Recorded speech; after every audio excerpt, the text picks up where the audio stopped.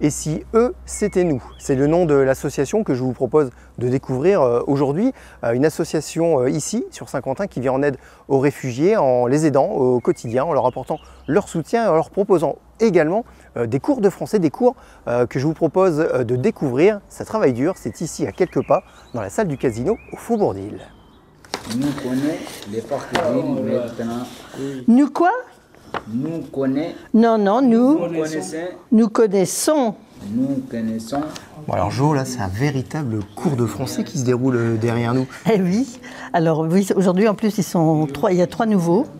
Mais c'est un peu plus compliqué. Et en plus, là-dedans, il y a un gamin qui ne parle pas, pratiquement pas. Il y a 3 anglophones qui viennent d'Asie, en fait.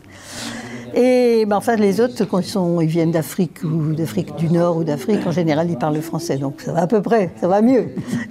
Ceux qui sont les jeunes, là, ils sont pris en charge par le DAMNA ou le DAMI et ils vont en cours. Ils sont scolarisés, il faut le préciser. Ils sont scolarisés. Et donc, c'est quand même bien qu'ils viennent en plus le mercredi.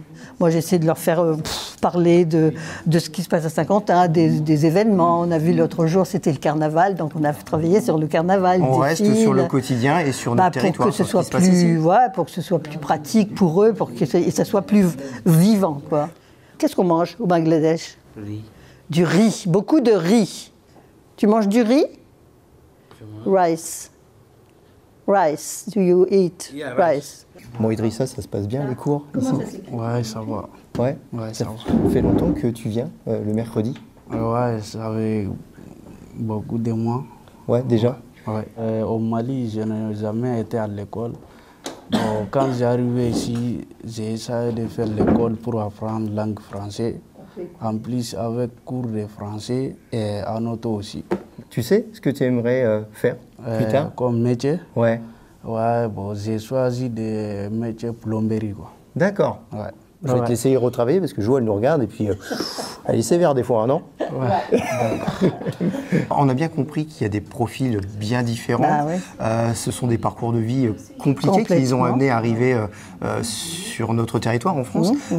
Comment vous avez eu l'idée et l'envie de créer cette association et si eux, c'était nous? Si eux, c'était nous. Alors c'est à partir d'un bouquin. Si j'étais dans la même situation, si on arrive dans un pays qu'on ne connaît pas, qu'est-ce qu'on fait?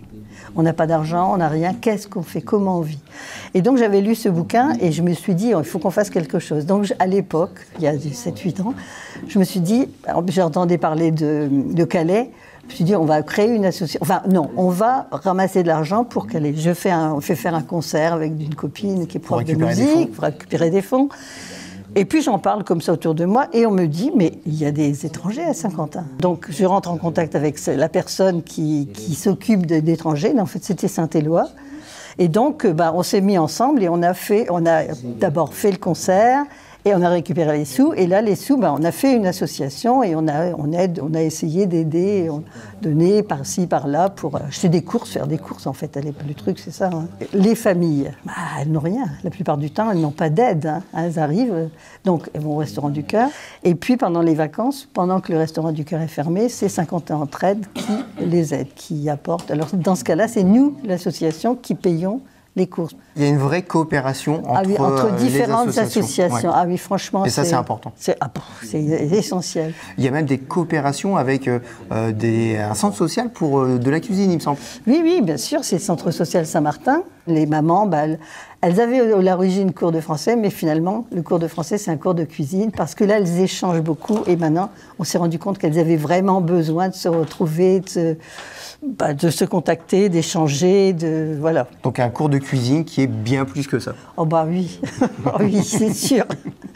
Nous voici donc arrivés au centre social Saint-Martin pour assister à cet atelier cuisine où les mamans sont déjà en train d'éplucher les légumes pour préparer de bons petits plats. Vous n'avez pas les odeurs, mais nous, on peut vous dire que ça sent déjà très bon.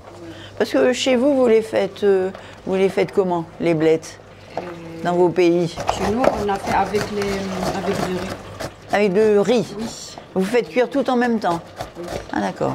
Bon alors Jacqueline, là c'est le moment de la répartition déjà. On a bien cuisiné ce matin? Bah oui, parce qu'on nous avait donné il y a un commerçant qui nous donne des légumes. Donc aujourd'hui, c'était l'abondance. On avait des blettes, des carottes, des pommes de terre. Qu'est-ce qu'on avait encore? Des betteraves rouges. C'est moi qui suis chargée des courses, mais on a Marie-Jeanne et Brigitte On est 3. Ah, vous n'êtes pas toute seule dans cette non, histoire. Non, parce que quelquefois, elles sont 8 ou 9. Donc là, on est là pour faire de la cuisine, mais aussi échanger, partager, Voilà, et c'est puis ça, rompre un peu l'isolement. Voilà, c'est surtout ça. Et puis apprendre le français aussi pour certaines, puisqu'il y en a qui sont arrivées, elles ne parlaient pas bien français. Elles ont la possibilité d'aller au cours de français dans différents endroits. Structures qui existent. Mais là, nous, puis c'est des termes culinaires aussi. Puis des petites expressions. Oui, un peu au pif. Au pif, c'est ça, voilà. Ça les a bien fait rire. Tiens, regarde, il y a encore un peu de... Faut rien perdre. L'accent. L'accent, c'est un problème. Ah, on a un bel accent picard peut-être. Il faut rien perdre. Et donc là, toutes ces personnes sont volontaires pour venir ici. On voit qu'il y a le sourire et qu'elles prennent plaisir à être là. Oui, parce qu'elles échangent, elles partagent des conseils aussi. Et puis maintenant, il y en a qui travaillent aussi, qui ont trouvé du travail. Alors ça, c'est important. Mais c'est surtout l'échange. Et puis, nous, elle nous apporte aussi beaucoup, Marie-Jeanne. C'est ça, en fait, c'est réciproque. Voilà, vous êtes là pour les aider, mais en même temps, elle vous apporte beaucoup. Va jusqu'à 10. Oui, parce que là, il y a quand même un bon... 8, 9, C'est bien appétissant tout ça. Bien, vraiment, c'est très beau. C'est comme ça à chaque fois que vous venez. Voilà, il y a... À chaque fois quand on arrive, on fait quelque chose de nouveau. Si on a des légumes qu'on nous a donnés, à la fin, parfois, on se partage. Ou bien, on prépare un repas qui peut nous aider chez nous, à la maison. Et apprendre les repas français, c'est très important pour nous parce que chez nous, dans nos pays, on ne fait pas ce qu'on fait là. Donc c'est un vrai échange. Vous venez apprendre la cuisine de notre territoire et en même temps, de temps en temps, vous amenez un petit quelque chose. Exactement, on fait les échanges et nous sommes très contentes pour ça. C'est une façon pour nous aussi pour s'intégrer. Ouais. La cuisine, ça fait partie aussi de cette intégration. Bien sûr, bien sûr. Ça fait partie de tout. Hein. Bon, j'espère qu'un jour, j'aurai le plaisir de goûter une de vos recettes. En tout cas, il faudra prendre peut-être rendez-vous auprès de la présidente Jacqueline et puis on verrait bien. Je vais m'arranger avec elle et puis on viendra se régaler tous ensemble autour d'un bon petit plat. Ça marche? Merci beaucoup. Merci, c'est gentil de votre part.